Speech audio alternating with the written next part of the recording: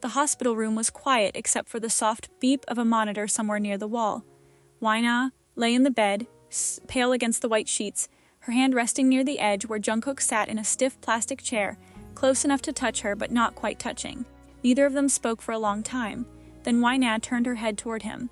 "We can get divorced now," she said quietly. Jungkook's head snapped up. "What?" "The baby is gone," she said, her voice steady in a way that felt more exhausted than calm. "You don't have to be responsible for me anymore." Jungkook froze completely, his jaw tightening. Weeks earlier, Jungkook had married Wina because one reckless night had left them expecting a child. At least, that was what Wina had always believed. What she didn't know was that somewhere between a quiet, private wedding, shared mornings, and falling asleep beside her every night, responsibility had long since stopped being the reason he stayed. It had all started in a university lecture hall, weeks before either of them imagined their lives would look anything like this.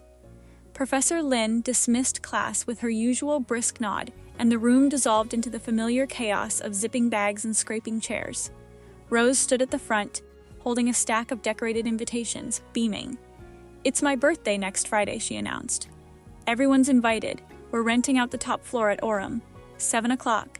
Someone near the back called out, 'Can we bring people from other departments?' "The more the merrier," Rose said, already handing out invitations like candy. Yuna turned to Wina on the second class ended, practically vibrating. "We're going shopping."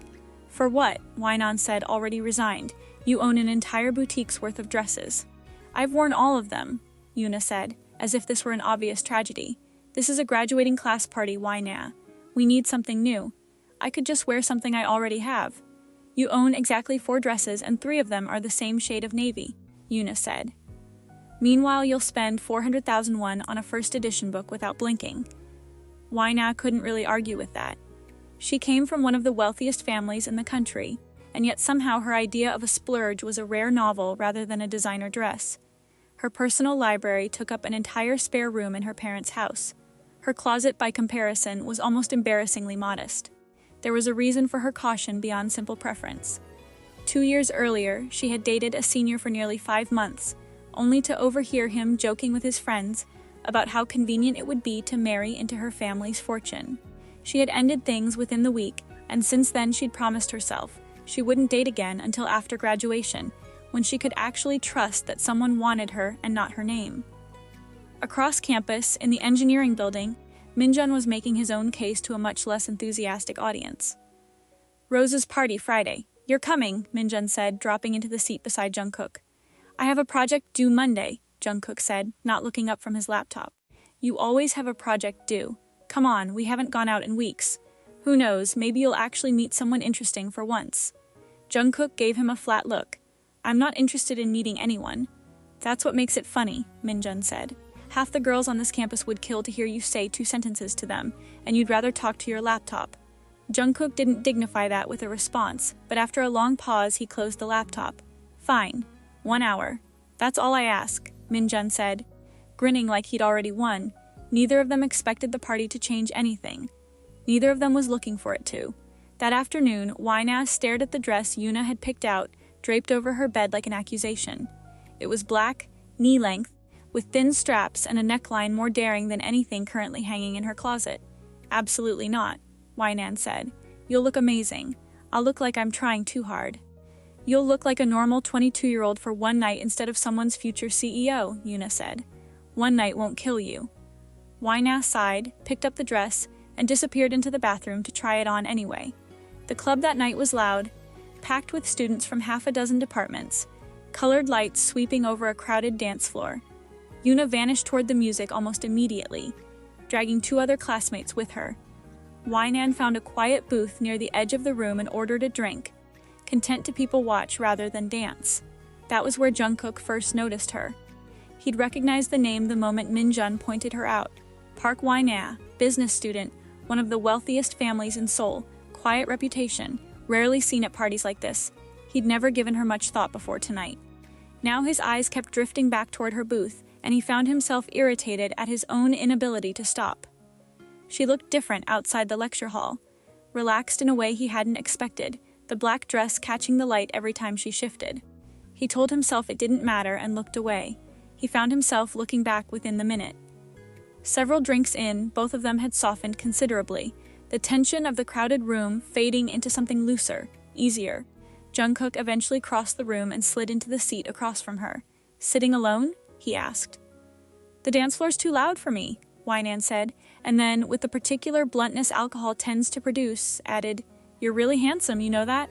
She reached up, briefly touching his jaw with a curious tilt of her head. "You actually look a lot like this guy from my university." "Jaeon Jungkook." "Who?"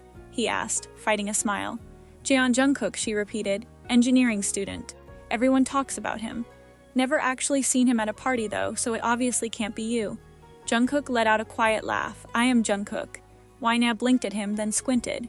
"That explains why you look like him." He laughed again, more genuinely this time, and something about the sound made her smile without quite meaning to. They talked for a while after that.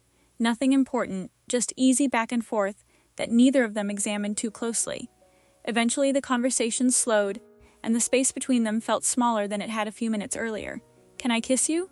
Jungkook asked, quiet enough that only she could hear it. "Yes," Wainan said without hesitation. He kissed her, brief and soft. She pulled back, mock offended. "That's it?" He kissed her again, longer this time, and she leaned into it without pretending otherwise. The noise of the club faded into something distant and unimportant. "Somewhere quieter?" Jungkook murmured eventually.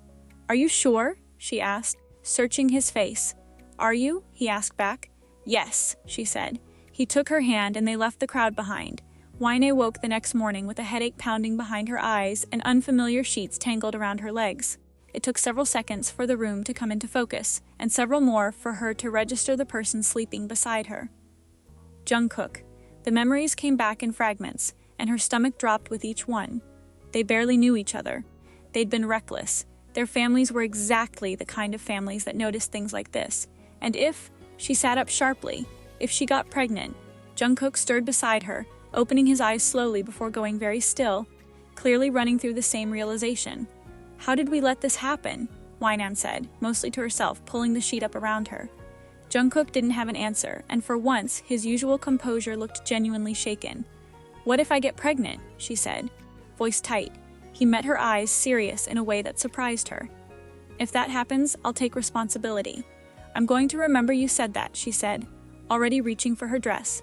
She left without looking back, and Jungkook sat alone in the quiet room, frustrated with himself in a way he couldn't fully explain. 2 weeks passed in careful, deliberate silence. They saw each other occasionally on campus, across the cafeteria in a crowded hallway, and each time, both of them looked away first. No one else knew what had happened.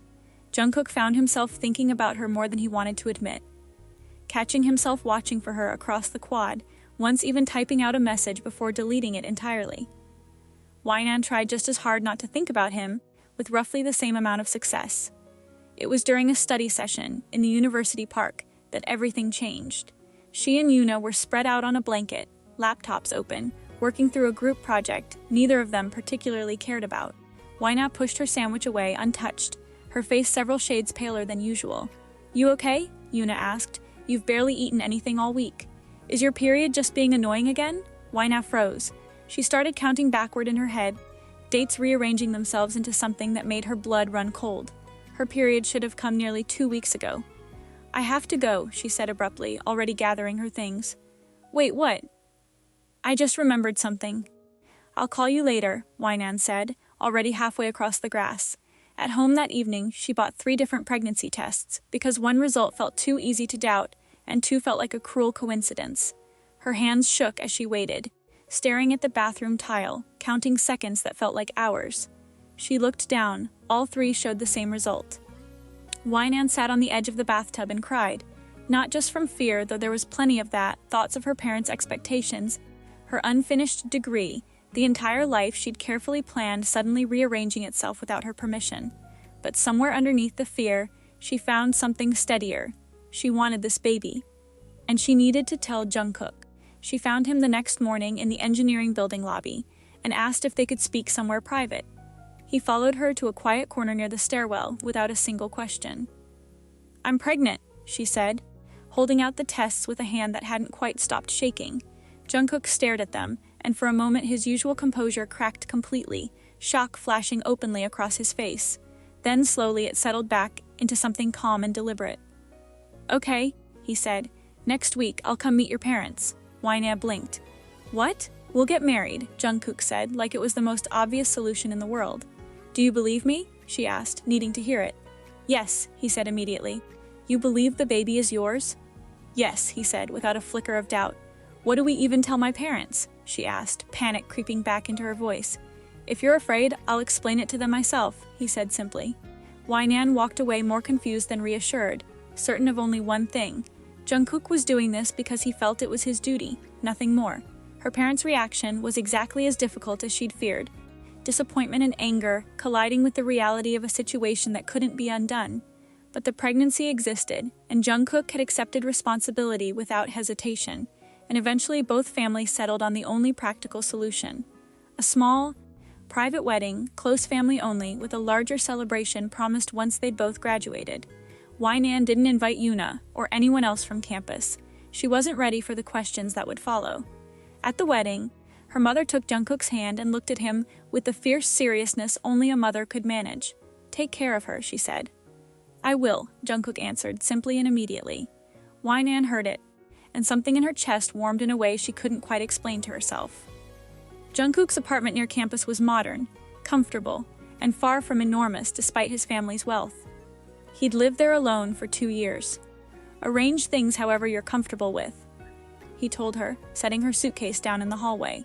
He wondered quietly whether she'd choose the guest room. Wainan walked straight into the master bedroom instead, setting her bag on the end of the bed like it had always been hers. Jungkook allowed himself a small, private smile before carrying the rest of her things inside. She sat on the edge of the bed that evening, exhaustion pulling at her shoulders. Can you help me arrange my clothes? She asked. I don't have the energy tonight. Jungkook noticed how pale she looked. Are you feeling all right? Just tired, she said. Then sleep, he said. I'll handle it. She lay back against the pillow, watching him quietly sort her clothes into drawers with more care than she expected, folding each item like it mattered. She had braced herself for a responsibility to feel cold, distant, transactional. Instead, here he was, doing something small and domestic without a single complaint. She couldn't fall asleep. The pillow smelled faintly like him, and to her surprise, the scent was oddly comforting. She watched him work for a while longer before finally getting up, crossing the room, and wrapping her arms around him from behind. Jungkook went completely still. He didn't pull away. Slowly he turned to face her, taking in her flushed cheeks. Can't sleep? He asked quietly. She nodded. He led her back to the bed, and they lay down together, his arms settling around her. She moved closer without thinking about it, and he let out a slow breath. Being close to you affects me more than I expected, he admitted quietly. But we'll take this slow, whatever's comfortable for you. She felt herself relax completely against his chest, safer than she'd expected to feel in a marriage that had started with a pregnancy test in a bathroom. The weeks that followed settled into a rhythm neither of them had anticipated. Jungkook remained a man of few words, but the quality of his silence changed. Softer around her, more attentive. He brought crackers to bed when nausea kept her up at night. He carried her bag without being asked whenever she looked tired after class. He waited outside her lecture hall sometimes, leaning against the wall like it was the most natural thing in the world. He always asked if she'd eaten. Wina found herself leaning into all of it, growing steadily more attached to a husband she'd expected to remain a polite stranger. Neither of them said the word love. Wainan still believed, quietly, that Jungkook was simply an unusually responsible man doing his duty well. Then one ordinary morning, while Jungkook stood in the kitchen making coffee, he heard Wainan scream. He was in the bathroom before he'd even registered moving, and found her on the floor, pale, in pain, blood visible against the tile. His mind went blank with panic as he scooped her up and carried her to the car, driving faster than he should have toward the hospital. In the waiting room, Jungkook couldn't sit still. His hands stayed clenched at his sides, his eyes fixed on the double doors she'd disappeared behind. When a doctor finally emerged, he was on his feet instantly. I'm her husband. Please, how is she? She's stable, the doctor said gently. But I'm sorry we weren't able to save the pregnancy. The doctor explained, carefully, that early pregnancy loss could happen for many reasons, most of them entirely outside anyone's control, and that Wainan shouldn't blame herself for what happened. Jungkook barely heard the second half of the sentence. Grief hit him harder than he expected. He had genuinely started waiting for that child, imagining a version of the future that no longer existed. He found Wina in a private room a short while later, pale against the pillows, staring at nothing. He sat beside her, close enough to touch, and for a long time neither of them said a word. "If I'd been more careful," Wine started quietly. "No," Jungkook said firmly. "Was I already a terrible mother?" she asked, voice cracking. "No," he said again, taking her hand. "You did everything you could. This isn't your fault, Wina. None of it." She nodded, though the tears kept falling silently. They sat in that quiet grief together until she finally spoke the words that had been building since the doctor's diagnosis. "We can get divorced now," she said. "The baby is gone. Your responsibility is over." Jungkook turned toward her sharply. "Why would you say that?" "You married me because I was pregnant," she said, her voice trembling now. "You don't have to stay married to me anymore." "No," Jungkook said, immediate and firm. "Why not?" she asked. "You never actually wanted me. You wanted to do the right thing." That was what finally broke through whatever restraint he'd been holding on to for months. "At the party," he said slowly. "Yes, what I felt at first was just attraction. It was reckless, both of us know that. But after that night, I couldn't stop thinking about you. Even before you told me about the pregnancy, I already wanted to see you again." Mina stared at him, silent. "When you told me you were pregnant, responsibility was part of why I proposed so quickly." "I won't pretend otherwise," he continued. "But it wasn't the only reason, and everything after that changed things even more." "You chose our bedroom without hesitation," he said. "You asked me to arrange your clothes. You hugged me from behind when you couldn't sleep. You fell asleep against my chest like it was the safest place in the world. Yes, responsibility is why I proposed so quickly, but responsibility is not why I wanted you beside me every night." He took a breath. "The baby made us a family on paper. You're the reason it started feeling like one." Wynan's eyes filled with fresh tears, different from the grief of a moment ago. "I love you," Jungkook said, quiet but absolutely certain, the words landing with unusual weight coming from a man who rarely spoke more than necessary. "So you really don't want a divorce?" she said, barely a whisper. "No," he said immediately. "I want to stay your husband." He leaned down and kissed her forehead, then her cheek, gentle and unhurried. She let out a shaky breath and finally allowed herself to believe him.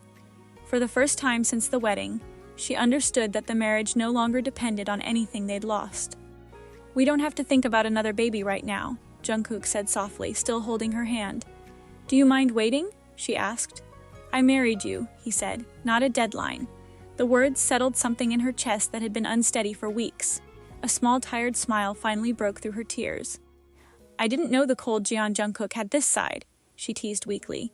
"This side," he said, brushing a strand of hair from her face, "is only for you." He kissed her forehead again, lingering there a moment longer than necessary.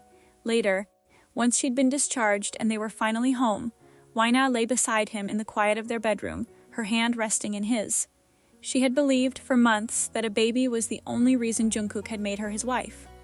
Now that the original reason was gone, and he was still here, still choosing her, still holding her hand like he had no intention of letting go, she finally understood the truth. Responsibility may have started their marriage. Love was what made him want to keep it. Do you think Wina was right to believe Jungkook only married her out of responsibility? And when do you think he actually fell in love with her? Let us know in the comments.